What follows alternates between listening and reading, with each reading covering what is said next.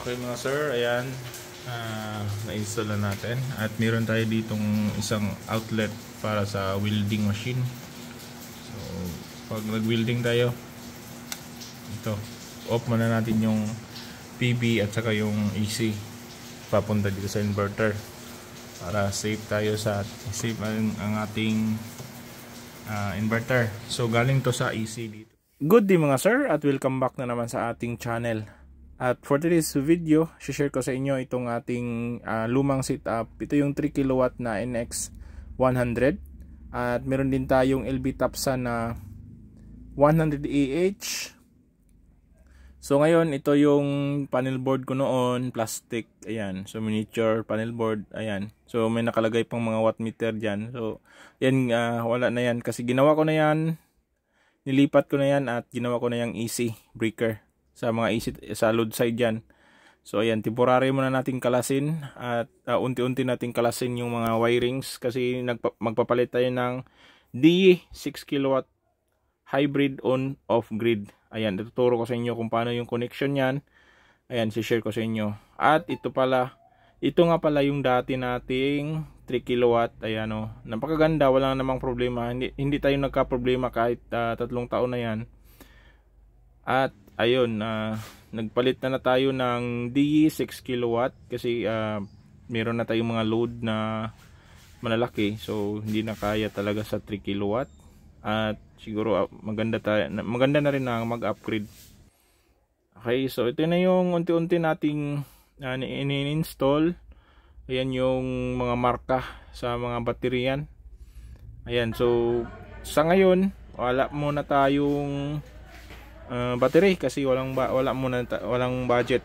So ayan, unti-unti muna natin itong i-install yung mga accessories nya, yung mga gumamit pa lang ako ng combiner box dito, metal box. Ayan, so meron akong video dyan kung saan ko yan nabili, sa Shopee rin. Napakamura talaga pag Shopee yung sa online ka bumili kasi makatipid ka kaysa dito sa mga local store sa atin. Ayan, so kailangan natin lagyan takip yan DA para hindi maalikabukan at unti-unti natin yung mga meron tayong nabili rin na ayan o, moldings na meron na siyang elbow, napakaganda na at hindi na tayo mag elbow pa, hindi gaya ng nabili natin nung karaan nung moldings na siya matagal pa pag angle pa tayo. Ayan, so combiner box natin ilalagay ito.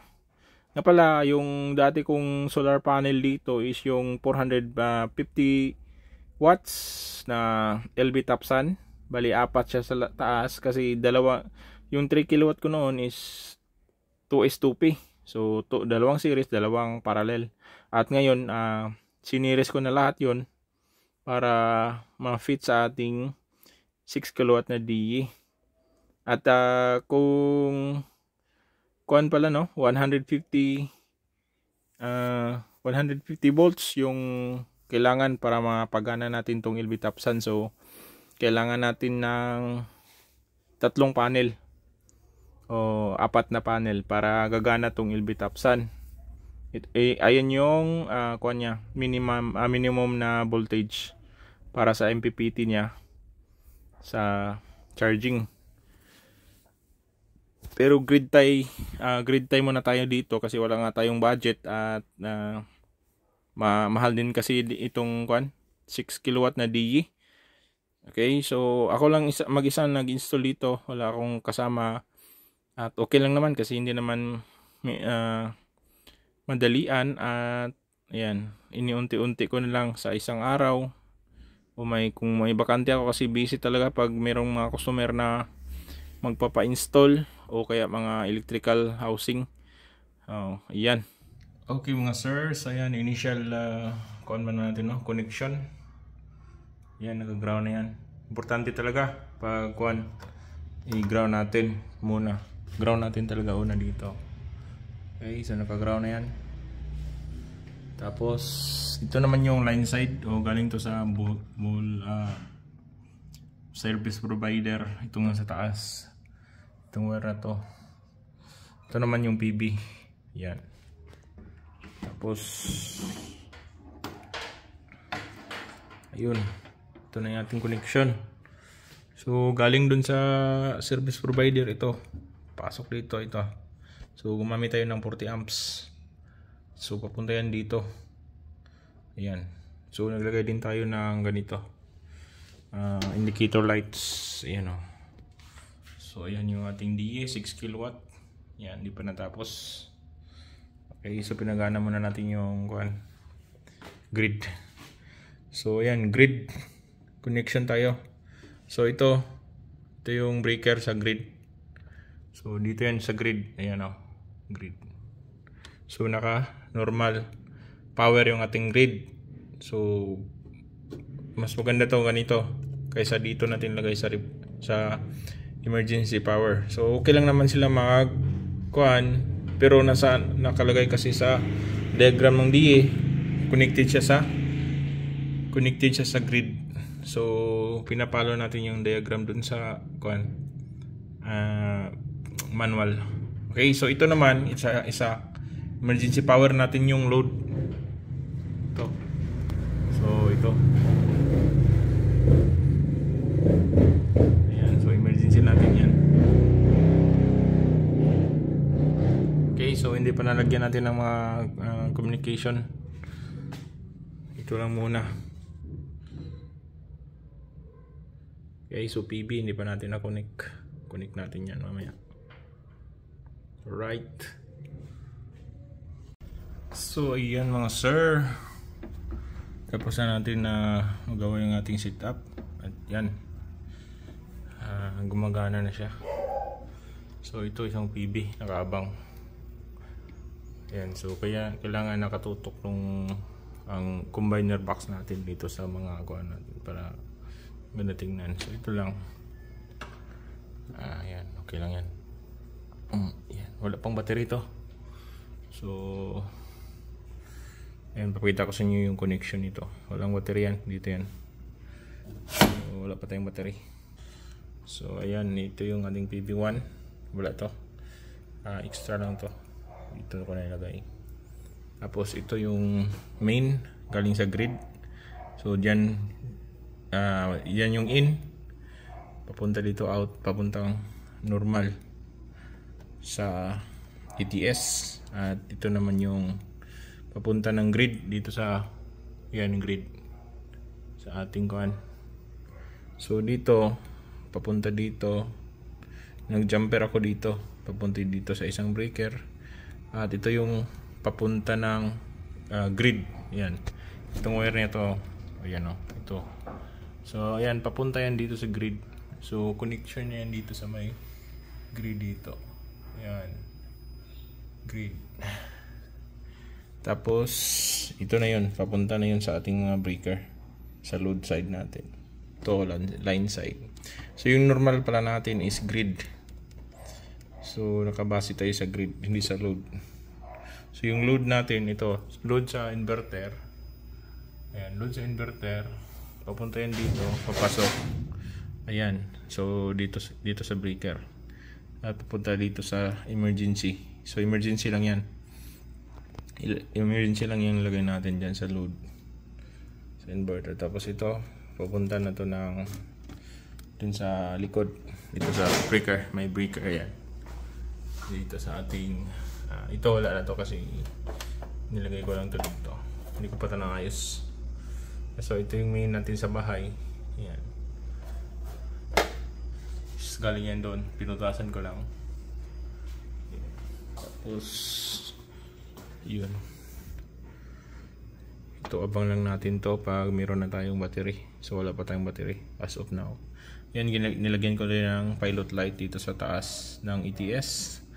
Papunta yan sa dito, pilot light natin. Okay, so yan, ito yung ating solar. Okay, so yung PB natin naman ito. So follow the source, yung source natin ito. Source natin yung panel. So ayan, panel. Yan. So ito papunta na to dito sa may inverter dito.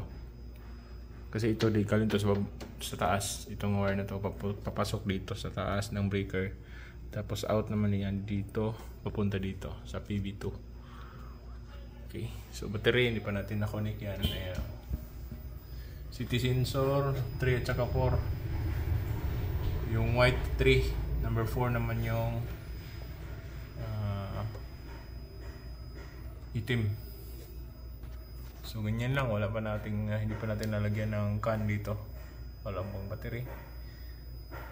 So yan, nag-dim na yung ating inverter. Tapos pag hindi mo na natin to yun, pag nag-setting kayo para safe mode tayo. So hindi mo na natin to i-on. Kusa naman yung mag-light yung screen pag itong PB at saka EC yung or EC yung ating pagganahin. So limbawa, naka-on to. On natin to. So yung kuha natin doon, screen, bali yung screen na yun, nag-iilaw yun kahit hindi naka-on to. Kahit hindi naka-on to. Yan. Tapos kahit hindi naka-on yan. Tapos magsi-setting na tayo dito. Yan, na-setting ko na kasi yan. I-setting natin sa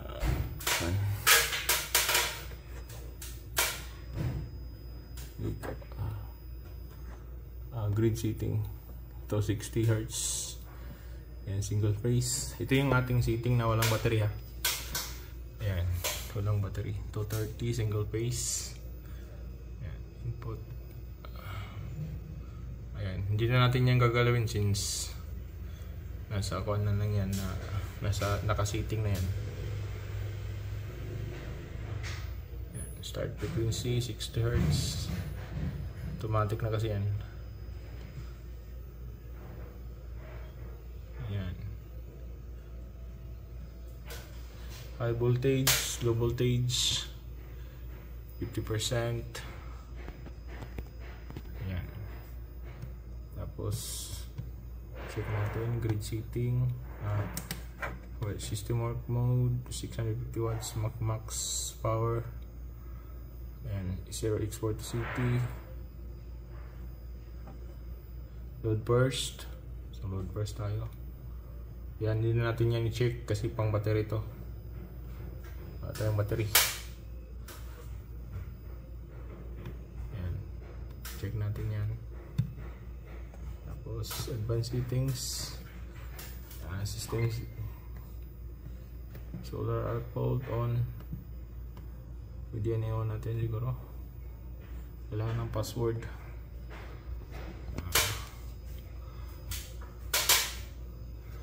77. Pero hindi muna natin yan yun. Yan muna natin yan. Yan. Tapos battery setting tayo, no bat. Grid signal. Yan yung ating on. So ayan. Tapos device info. Meron siya kanina.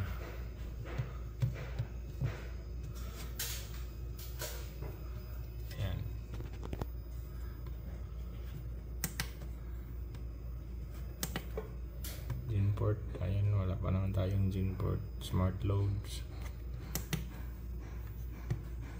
basic setting, ayan, lock all, pwede natin i-lock to. 7 apat na 7 naman yung wala natin, i-lock natin to para ayan. 777. Okay. Yun. So yan, nakalock na yan. Ang hina ng ating solar panel, oh.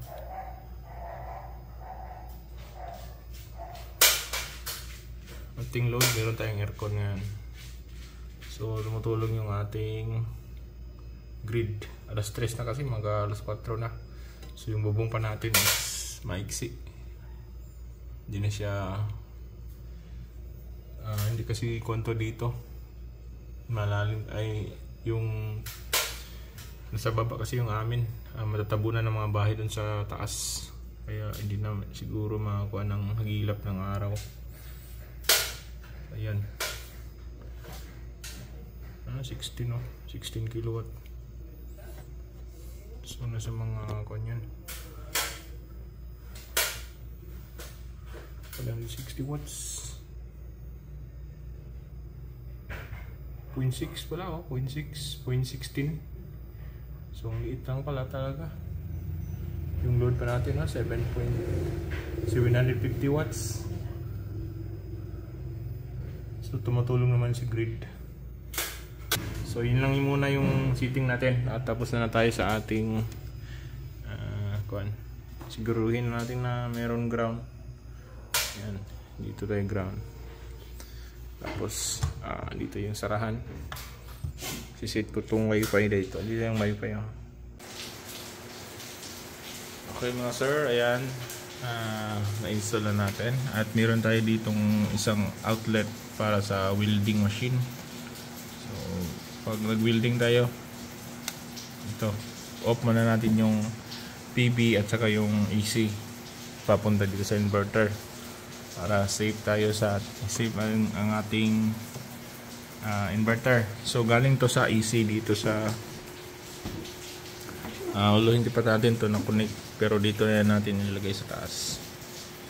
Okay, so dito, ito yung sinasabi ko na switch. So hindi natin yan i-on pag walang battery. So ito lang yung naka-on, PB switch. Ayan, so gabi na dito at umuulan. Ayan, so yung nag-supply sa atin, yung grid muna. Ayan, nasa flow. Yung grid papasok dito sa ating load sa bahay. Okay, so dito naman sa dongle, ito, download lang tayo ng DE Cloud na app. So available lang siya sa mga bagong ganito na inverter. So sa mga luma, hindi siya pwede yung DE Cloud. Okay, so ayun, at